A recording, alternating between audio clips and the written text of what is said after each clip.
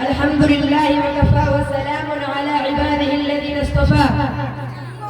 أما بعد، يا إخواني، إني أريد أن ألقي أمامكم في هذه الحفلة كلمة حول موضوع العلم، فأرجو منكم الاستماع بكل شوق ورغبة.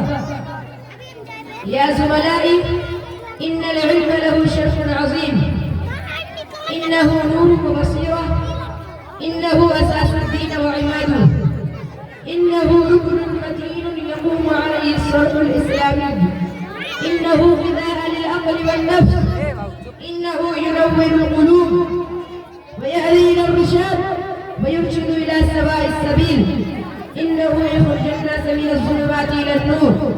يا إخواني، إن العلم هو الذي يمنع الإنسان عن الغواية والضلالة، يمنعه عن الشرك والكفر، يمنعه عن الشر والفساد، يمنعه عن الجهود والنكران، يمنعه عن الحيوانية.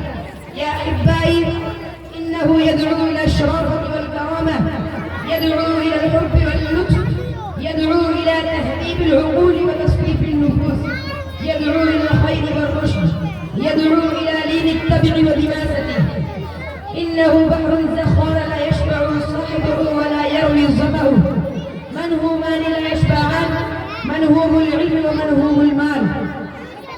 لا يحصل عليه إلا من احتمل المشاق وتحمل المصائب.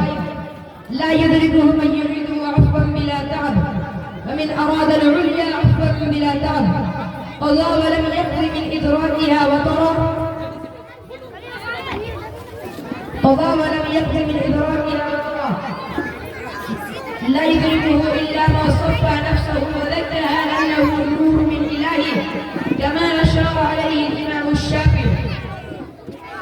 لا يدرك بالمنافق